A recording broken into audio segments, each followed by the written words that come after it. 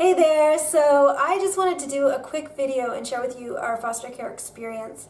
There's been a lot of buzz lately with Adoption Awareness Month about the costs involved with foster care and foster care adoption, and I think a lot of misinformation can be found swirling around out there. You know, on the interwebs, you can find whatever information you want to find. Sometimes it's accurate, sometimes it's really not. Is this thing on?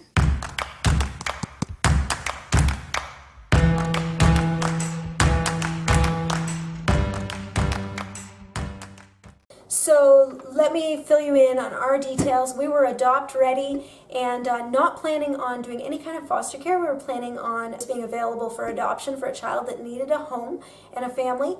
And so foster care was never on our radar. It happened that within the space of a couple of hours, we were made Care parents or Kinship Care parents. So Kinship Care is very much like foster care, except that the child already knows the family.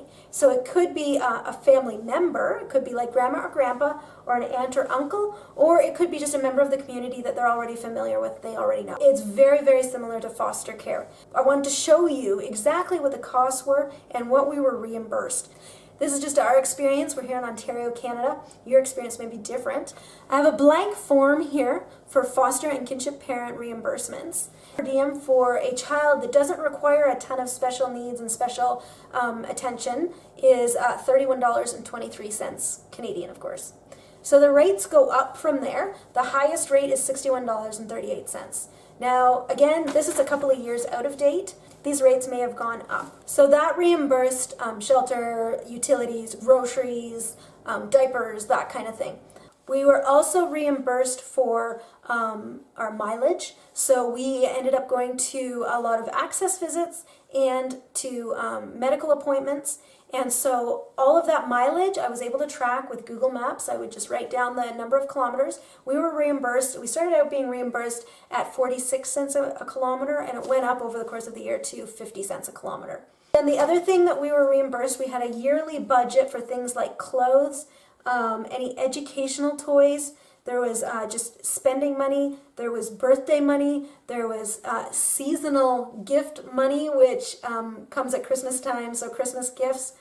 The thing with Christmas gifts is not only do they give you some money to go and buy Christmas gifts for that child, they also, in our situation anyway, had just a ton of donations of brand new toys. We were able to go to a warehouse and choose out a selection of toys, not just for the child in our care, but also for the child's siblings, which was very nice. So that wasn't like money out of pocket, that was all provided. Those were the reimbursements that we got.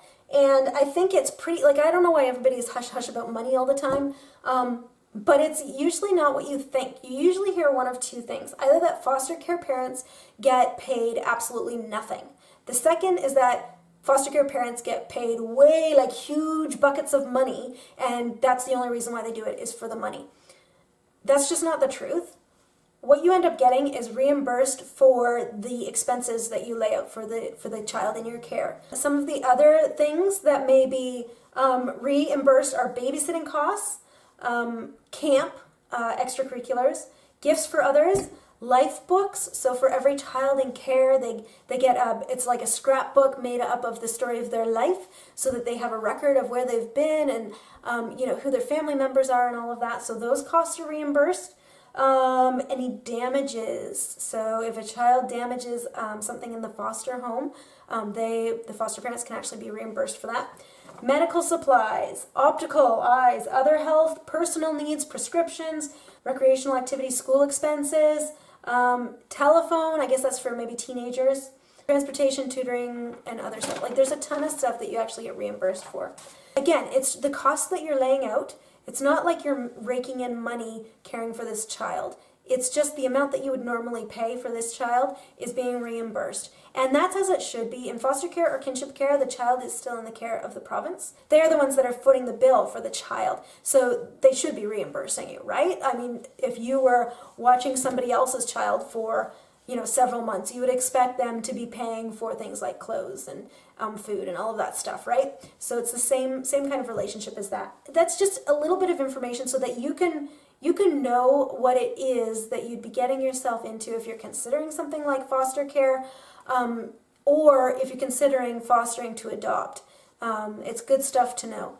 So, and also, you know, when people come at you and they say, oh, I would love to adopt or I would love to do foster care, but it's just too expensive. Or when they talk about foster parents just being in it for the money. Neither one of those extremes is true. It's pretty much middle of the road. You get back what you pay out. I would love to hear your experiences. Leave a comment in the comment section below. I will catch you next time. Bye-bye.